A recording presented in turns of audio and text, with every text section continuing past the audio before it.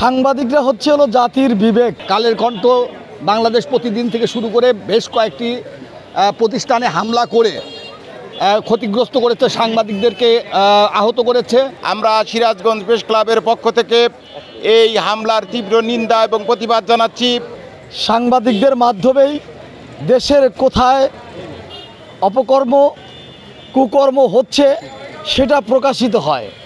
সেই সাংবাদিকরা যদি নিরাপত্তা না পায় রাষ্ট্রের কাছ থেকে, তাহলে এটা দুঃখজনক। আমরা দেখেছি যে 7টি মিডিয়া হাউসে কালের কণ্ঠ, বাংলাদেশ প্রতিদিন থেকে শুরু করে বেশ কয়েকটি প্রতিষ্ঠানে হামলা করে ক্ষতিগ্রস্ত করেছে, সাংবাদিকদেরকে আহত করেছে।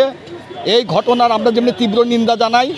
বর্তমান যে সরকার, অস্থায়ী সরকার আছে, সেই সরকারের প্রতি আমাদের দাবি থাকবে অবিলম্বে সাংবাদিকদের জন্য নিরাপত্তা দিতে হবে, হাউসগুলোর নিরাপত্তা দিতে হবে। পাশাপাশি যারা এই অন্যায় করেছে, এই অন্যায়ের সাথে যুক্ত আছে, তাদেরকে তদন্ত করে তাদেরকে অবিলম্বে আইনের আওতায় এনে শাস্তির ব্যবস্থা করা হোক। এই দাবি আমাদের দল, বাংলাদেশের সমাজতান্ত্রিক দল বাসুদের পক্ষ থেকে আমরা করছি। আমরা সিরাজগঞ্জের গণমাধ্যম কর্মীরা রাজপথে মানববন্ধনে একত্রিত হয়েছি। অনেক কষ্টের বিষয় যে এখানে বাংলাদেশে যেখানে গণমাধ্যমকে চতুর্থ রাষ্ট্রের চতুর্থ স্তম্ভ বলা হয়, সেই চতুর্থ স্তম্ভের গতকালকে ঢাকায় হামলা হয়েছে। আমাদের বসুন্ধরা গ্রুপের ইস্ট ওয়েস্ট মিডিয়ার 7টি মিডিয়া হাউসে একযোগে হামলা করা হয়েছে।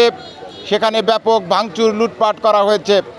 আমরা সিরাজগঞ্জ প্রেস ক্লাবের পক্ষ থেকে এই হামলার তীব্র নিন্দা এবং প্রতিবাদ জানাচ্ছি।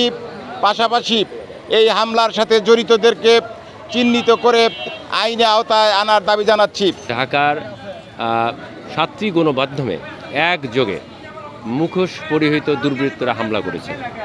আমরা জানি না কারা এই হামলা করেছে, কেন এই হামলা করেছে। কারণ গণমাধ্যম মানুষের কথা বলে, জনগণের কথা বলে, সমাজের সমস্যার কথা বলে, এবং এই সমাজের সমস্যার কথা বলতে গিয়েই আমরা সাংবাদিকরা এবং আমাদের প্রতিষ্ঠান বিভিন্ন সময় দেশে বিদেশে আক্রান্ত হয় এবং হচ্ছি। আমরা আজকে এই মানববন্ধনে দাঁড়িয়ে সুস্পষ্টভাবে এই কালের কণ্ঠ, বাংলাদেশ প্রতিদিন সহ 7টা মিডিয়া হাউসে যে দুর্বৃত্তরা হামলা করেছে, তাদের আইনের আওতায় নিয়ে এসে কঠিন শাস্তি দেওয়ার জন্য আহ্বান করছি। গতকাল ইস্ট ওয়েস্ট মিডিয়ার যে একাধিক গণমাধ্যমের যে প্রতিষ্ঠানগুলো রয়েছে, সেখানে একদল দুর্বৃত্ত হামলা করেছে, ভাঙচুর করেছে। আমরা সিরাজগঞ্জে যারা গণমাধ্যম কর্মী আছি, যারা কলম লেখক আছি, আমাদের সোচ্চার হতে হবে।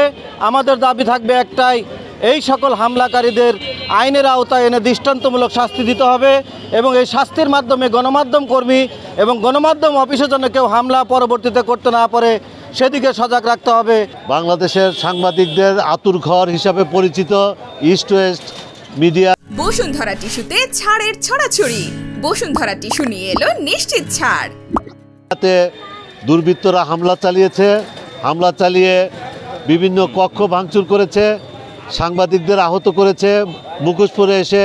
আমরা মনে করি এটি মিডিয়ার জন্য খুবই দুঃখজনক।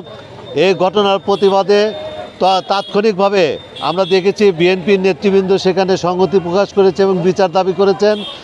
বৈষম্য বিরোধী ছাত্ররাও সেখানে উপস্থিত হয়ে বিচার দাবি করেছেন। সেই আলোকে সারা বাংলাদেশে আজকে এই প্রতিবাদ সমাবেশ অনুষ্ঠিত হচ্ছে। আমি সিরাজগঞ্জ টেলিভিশন সাংবাদিক ফোরামের পক্ষ থেকে আজকের এই অনুষ্ঠানে আমরা সংহতি প্রকাশ করছি এবং অনতিবিলম্বে এই দোষীদের খুঁজে বের করে তাদের দৃষ্টান্তমূলক শাস্তি দাবি করছি।